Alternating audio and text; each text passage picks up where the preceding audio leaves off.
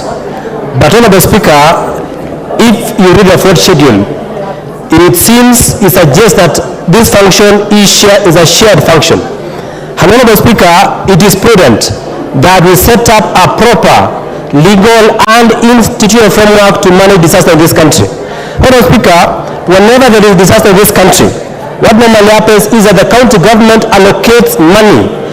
The national government allocates money to the county governments, but this money has never been utilized to meet its intended purpose. Honorable Speaker, the formation of the formation of what you call intergovernmental council to be able to oversee the funds that have been channeled to the county government is, for me, a fundamental way of solving issues of disaster in this country. Honorable Speaker, disaster cannot be said to belong to either the national government or the county government. When a disaster strikes, the people who are affected do not belong to the national government, do not belong to the county government. Honorable Speaker, these are the residents of this country. They are those who occupy Kenya, and therefore the national government and the county government must be able to sit down and be able to resolve the challenges faced by people without selecting whether it is a national government and or a county government. Honorable Speaker, what is happening now is that this matter, the issues of disasters in this country, as we speak, is purely the purpose of a county government.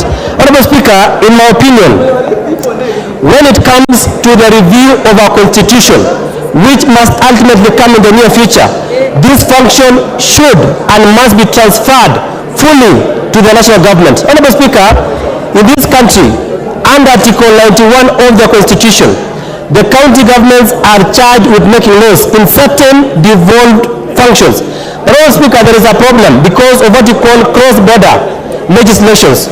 Honorable Speaker, since this matter is devolved, you find that already 47 county governments have made various legislations which sometimes are conflicting. Honorable Speaker, we must have a cross-border legislation. Honorable Speaker, the only way which you can have a cross-county legislation is establishing a national legal framework, which we are doing today, so that we provide a uniform legislation that guides the 47 county governments. Honorable Speaker, we have a challenge in this country in terms of conflict of legislations that are being channeled by county assemblies for the reason that certain functions are devolved. So, Honorable Speaker, we must think as a country that if a function is shared between the national government and between the national government and the county government, then there must be a uniform set of law that provides very clearly that this function is shared, and for that reason we do not have what you call conflict of legislations which may bring issues. Honorable Speaker, we have challenges. For example, I had a chance to work in the county government, in the county assembly of Elgeyo Marakwet. Honorable Speaker, I am one of the drafters of the Elgeyo Marakwet County Assembly legislation on disaster management. But Honorable Speaker, as I was drafting that legislation, I realized that there was a problem, because where I was as the legal counsel acting for the county assembly of Elgeyo Marakwet at that time, I realized that my neighboring county, which is Uasin Gishu County Government, had also had a similar legislation on the issue of disaster. Honorable Speaker, for example, if at that period of time this other county do not have enough facilities, then it means the neighboring county must be able to assist another county in terms of facilities. Honorable Speaker, if we do not have a uniform legislation, if we do not have an authority which governs both the national government and the county government, if we don't have a council which is intergovernmental, then you may realize that another county may suffer at the expense of another county. So, Honorable Speaker, I rise, I support this legislation and pray that this authority that has been established will serve its intended purpose as was envisaged, as was provided for in the Constitution. Finally, Honorable Speaker, I have read the functions of this particular intergovernmental council which has been provided under clause 6 of the bill. Honorable Speaker, One of the functions of this intergovernmental council is to advise and make recommendations to the cabinet and the summit.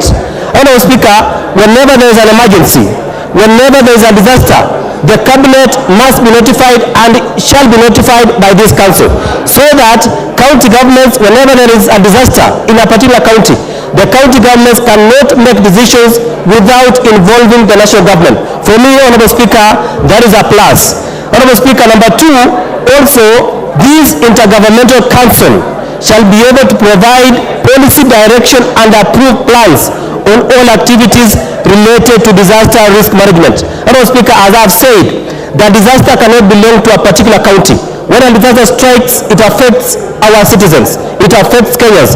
Honorable Speaker, therefore, there must be a specific policy direction that is approved by that particular council. Honorable Speaker, if you look at it further, it is also to receive and consider and make decisions based on reports and recommendations. Honorable Speaker, this House makes certain policy recommendations that there must be a council that approves of authority. Honorable Speaker, I have read the bill.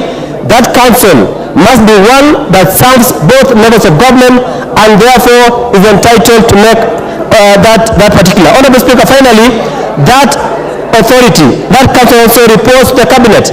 Honorable Speaker, the cabinet, in terms of policy directives on policies that affect government, must be approved at the cabinet level.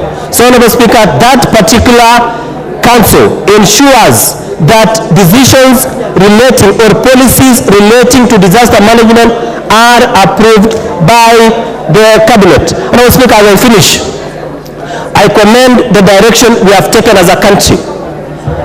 I commend the direction we have taken as a House, that, Honorable Speaker, when a matter is shared between the national government and the county government, then as a House, we must sit down, we scrutinize the fourth schedule, so that we do not have what you call conflict of legislations emanating from our county assemblies.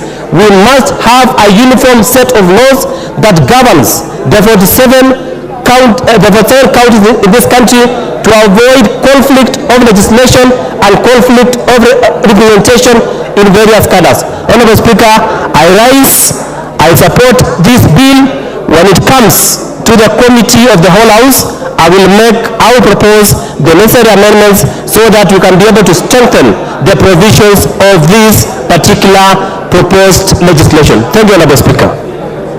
Thank you, Timothy. Honorable members, order.